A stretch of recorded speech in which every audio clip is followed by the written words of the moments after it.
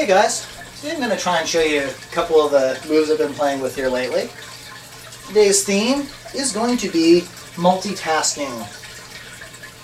And our focus is going to be predominantly on non-traditional leg and footwork. So, as always, most of the stuff is going to be very much not polished, not so pretty, and possibly even at the wrong speed. So please, bear with me here, because the point is to try and get the ideas across, which hopefully I can manage to do today. Now, our first move here, you want to set up a behind the neck roll and catch it on the back of your neck there, thereby giving you time to do something that looks kind of like that. Now, while you're in that position, you lift up that knee, grab it with the top hand, take your lower hand, put it in front of the toe, which is where you want to try and keep it the entire time while you are pushing and pulling with that top hand. And hopefully, if you do it right, you give the illusion that you're controlling that foot with that lower hand. Now, while you're doing this, you don't necessarily have to stop behind the neck. You can keep going the whole way through, but I personally find it's just a little bit trickier. But hey, if you want to go balls out, feel free. Now, our next motion here is this funky little heel-toe kind of walk. Looks something like this.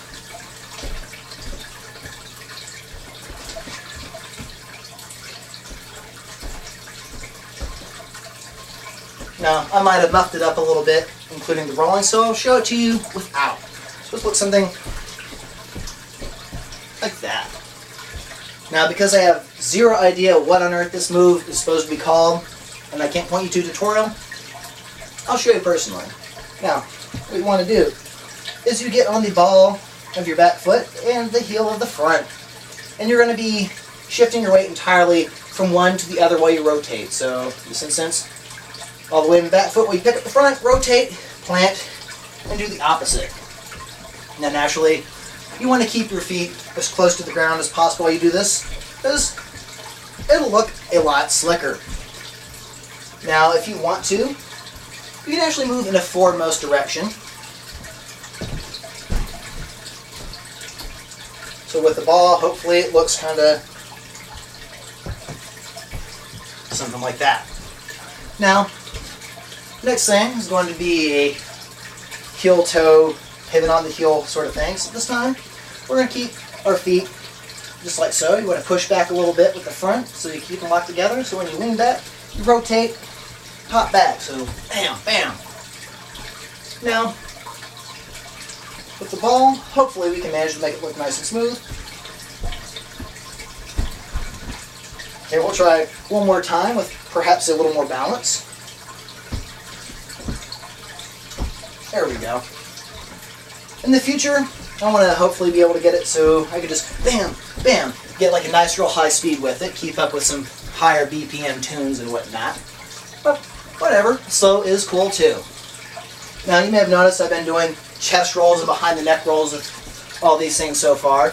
Naturally, you can do them with any kind of roll that you like. I just happen to prefer chest and behind the neck rolls at the moment. So, our next movement here, yes, here we go.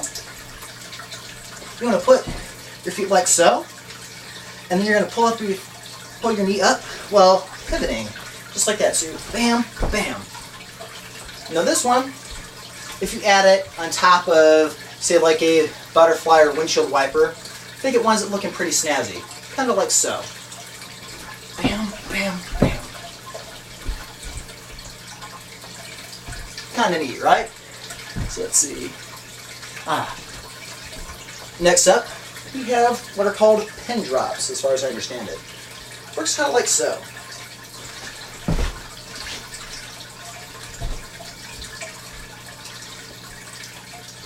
So you put that back foot behind your knee and just kind of drop down, and you want to land specifically on the flat of that foot as well, as opposed to the side of your knee. If you land on the side of your knee, you are doing it wrong, and your knees will probably hate you. Now next up, I want to show you some threading. Pretty much stuff like that. The dance scene tends to be called threads or threading. If you spin poi, you've probably heard it referred to as negative space. However, regardless of the name, it's still making a hole and sticking something through it. It's cool stuff. Now, start with a couple simpler ones. First of which, drop down. I think it's kind of snazzy because you get to show entirely that yes, you step through a non-broken thread.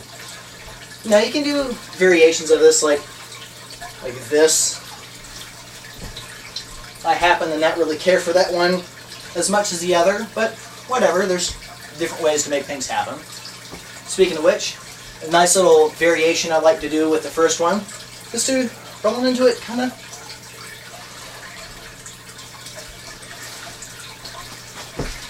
like so with that combo there. I think it looks pretty fine.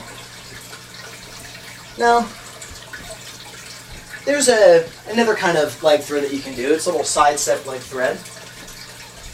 It's kind of like so. Again, simply just make a hole for you to step through. Now, I figured out last night that you can actually add a second step thread into it and turn it into a bridge roll. However, I only managed to do it like 4 times last night out of like several hundred, so I won't bother to demonstrate it right now or else we will be here all day. Now another cool thread that you can do is simply stepping back into one. Just kind of like that. Place your hand right there so it's nice connected. Pull your foot through. So you add it with a roll. That's a fairly easy version.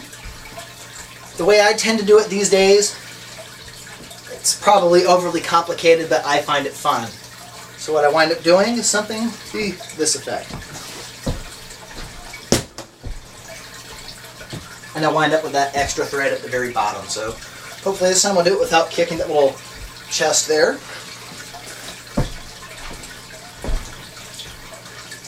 Kind of fun. Let's see. Next up,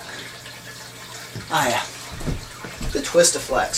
So, what a twist-a-flex is essentially is you want to do something to that effect, you know? You want to try to keep each movement isolated by itself. So you add the ball to it like how I've been doing it here lately, just kind of getting that stall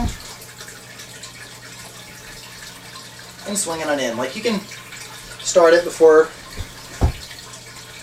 you roll into it and whatnot. You can even do it backwards so that you wind up rolling that way, has a little roll, but I personally right now haven't gotten on top of it because I've discovered that I can't really get into this stall so well if I am not physically looking at it. So bad for me, point to improve upon. And since we talked about threads and such like, I'll give you like a little elephant in the room maneuver. This one will be specifically just the arms. And what will hopefully happen is something like this.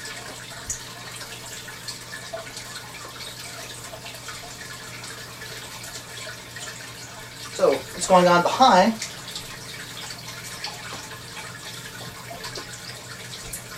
Okay, messy, messy, messy, but hopefully the idea comes across. So, all I'm doing here is just thread, thread, bam. Hopefully that makes sense. And I hope you guys have enjoyed and maybe learned something. Thanks.